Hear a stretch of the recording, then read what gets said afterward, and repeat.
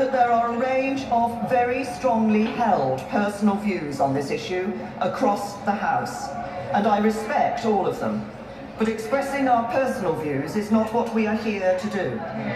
We asked the British people to take this decision.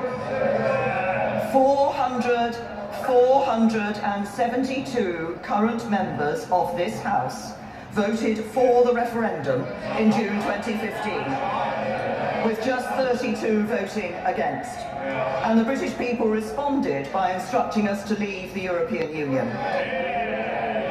Similarly, 438 current members of this House voted to trigger Article 50 to set the process of our departure in motion, with only 85 of today's members voting against.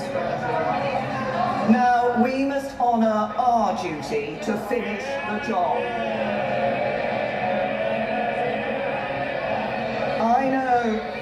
I know this is not everyone's perfect deal, it is a compromise. But if we let the perfect be the enemy of the good, then we risk leaving the EU with no deal. Of course, we have prepared for no deal. And tomorrow the Cabinet will be discussing the next phase in ensuring that we are ready for that scenario. But let us not risk the jobs, services and security of the people we serve by turning our backs on an agreement with our neighbours that honours the referendum and provides for a smooth and orderly exit. Avoiding no deal is only possible if we can reach an agreement, or if we abandon Brexit entirely. And as I said in the debate earlier this month, do not imagine that if we vote this down, a different deal is going to miraculously appear. If you want proof, look at the conclusions of this Council. As President Juncker said, it is the best deal possible and the only deal possible. And any proposal for the future relationship, whether Norway, Canada or any other variety that has been mentioned, would require agreeing this withdrawal agreement. The Leader of the Opposition, as well as some others, are trying to pretend they could do otherwise. This is a fiction. Finally, let us not break faith with the British people by trying to stage another referendum. Another vote which would do irreparable damage to the integrity of our politics.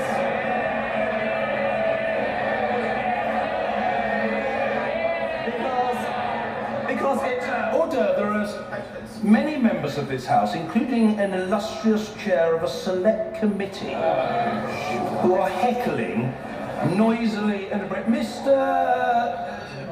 Angus Brendan McNeill, you're a cheeky chappy, but we leave much less of the cheek and more by way of courtesy in listening to the Prime Minister. The Prime Minister.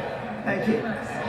Another vote which would do irreparable damage to the integrity of our politics, because it would say to millions who trusted in democracy that our democracy does not deliver.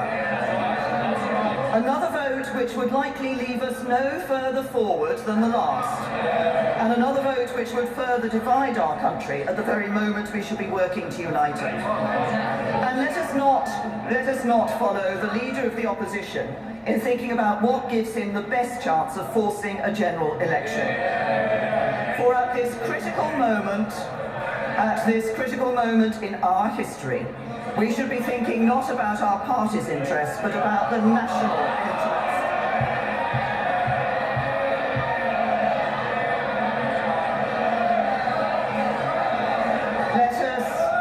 Let us find a way to come together and work together in the national interest to see this Brexit through.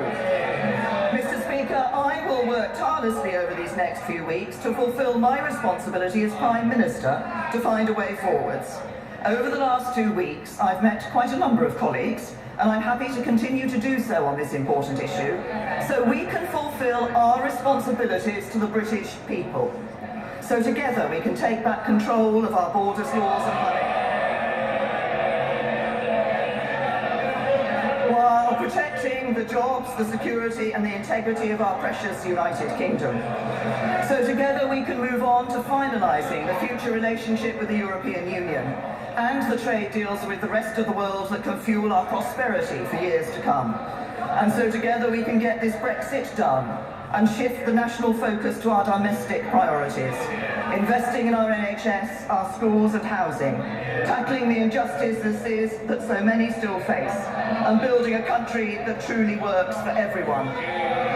For these are the ways in which together this House will best serve the interests of the British people, and I commend this statement to the House.